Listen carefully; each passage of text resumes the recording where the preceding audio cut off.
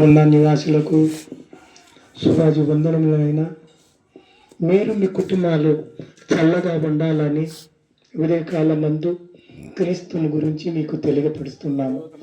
యేసు ప్రభు అనగా ఎవరు తెలియని వారు లేరు, అందరికీ తెలిసిన. ఎందుకు సువార్త ప్రకటిస్తున్నామంటే ఈ దేవునికి మాత్రం ఎవరు నశించిపోట దేవుడికి ఇష్టం కాదు. ఎందుకంటే ఆయన ఈ లోకానికి వచ్చినప్పుడు దేవదూతలు ఒక మాట చెప్పారు, సర్వోన్నతుడైన దేవుడు ఈ లోకానికి ఒక ఆయనను పంపిస్తున్నాడు. ఆయన ఇష్టమైన మనుషులందరి కొరకు ప్రభువుని యేసుక్రీస్తుని ఈ లోకానికి పంపించి ఉన్నాడు. ఆయనని యేసుక్రీస్తు వారు అని చెప్పారు. అంటే ఆయనని ఎందుకు వచ్చాడంటే ఈ భూమి మీద ఉన్న మానవులందరూ దేవునికి ఇష్టమైన వాళ్ళు.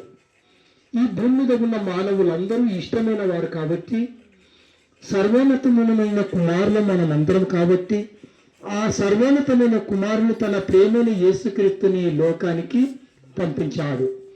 ఎందుకంటే మనమందరము ఈ లోకములో అపరాధముతో బ్రతుకుతున్న వారిని అందరి కొరకు క్రీస్తు రక్తం ద్వారా ప్రతి ఒక్కరిని కడిగి మనందరినీ పవిత్రం చేయడానికి. ఎందుకంటే ఆయన ఏకైక కుమారుని మన కొరకు బలియాగం చేశాడయ్యా.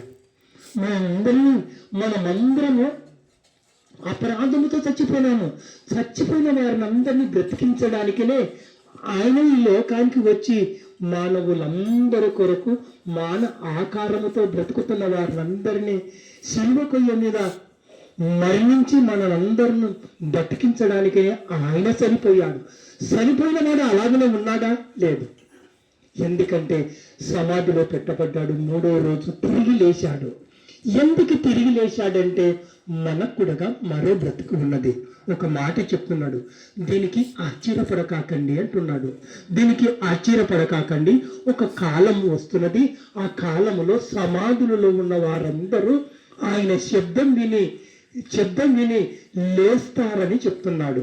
ఎందుకంటే మనుషులందరూ ఏమనుకుంటున్నారంటే, మనసులో చచ్చిపోతాం కదా, మంచులో కలిసిపోతున్నాం కదా, మట్టికి కలిసిపోతున్నది కదా అనుకుంటున్నారు.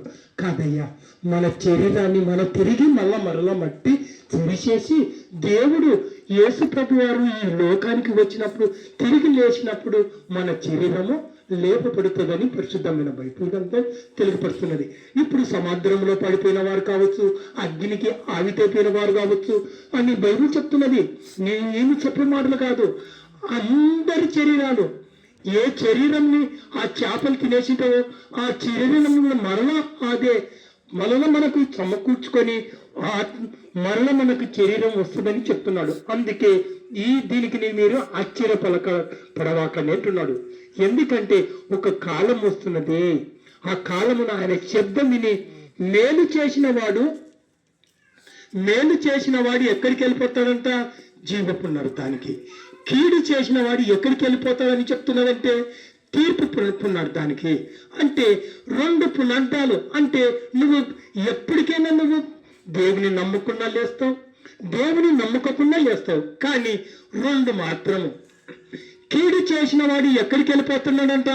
తీర్పు పునర్థానికి. మేలు చేసిన వాడు ఎక్కడికి వెళ్ళిపోతున్నాడని దేవుడు చెప్తున్నాడంటే తీర్పు పునర్థానికి అని చెప్తున్నాడు. అంటే ఎక్కడికి? జీవ పునర్థానికి.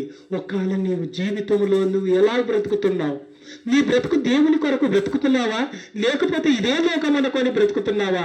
ఈ లోకం అనుకొని బ్రతికితే ఒక్కరోజు నువ్వు అగ్నికి ఆహుతి కాక తప్పదు. ఈ లోకమును విడిచిపెట్టి దేవుని కొరకు బ్రతికిన వాళ్ళైతే ఎక్కడికి? నెమ్మది గల స్థలానికి వెళ్ళిపోతారని దేవుని వాక్యం తెలియపడుతున్నది.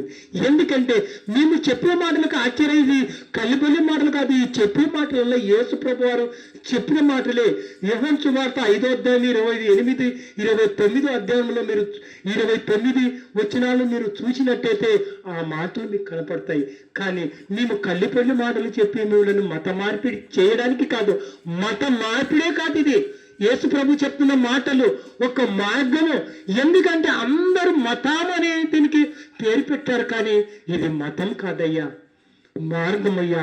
ఆ మార్గం మీరు తెలుసుకుంటే ఎన్ని శ్రమలు వచ్చినా ఎన్ని కష్టములు వచ్చినా మేము అగ్నికి ఆహుతి కాకుండా ఉండాలంటే ఈ భూమి మీద దేవుని కొరకు బ్రతకాలని మీ మనసును నిర్ణయం చేసుకుంటారు. ఎందుకంటే మీకు అందరికీ తెలుసు, నేను కూడా పక్క తాగుపోతుంది తిరిగిపోతుంది. ఎందుకంటే ఇష్టానుసారంగా ఈ శరీరాలు వాడుకున్న వాడని. కానీ ఈరోజు ఆయన దేవుని నేను తెలుసుకున్నాను, ఆయన ఉగ్రతను తెలుసుకున్నాను. దేవుని కొరకు బ్రతకపోతే అగ్నిలో ఆరని అగ్నిలో మండుతున్న గుండం ఉన్నదని అక్కడ తెలియపడుతున్నారు. కాబట్టి యేసుక్రీస్తును స్వరక్షకుడుగా అంగీకరించి ఆయన మార్గమును నడుచుకుంటే దేవుని పిల్లలు అవుతారని పరిశుద్ధమైన బైబిల్ గ్రంథం తెలియపడుతున్నది. కాబట్టి ఎందరైతే యేసును అంగీకరిస్తారో వారందరూ దేవుని కుమార్తెలను కుమారులు అవుతారయ్యా. దేవునిని యేసు ప్రభువును రక్షకుడుగా అంగీకరించండి. అప్పుడు మీరును మీ ఇంటి వారును అందరూ రక్షణ పొందుతారు. ఇదే అనుకూలమైన సమయం, ఇదే రక్షణ దినం. చిన్న ప్రార్థన చేసుకుందాం.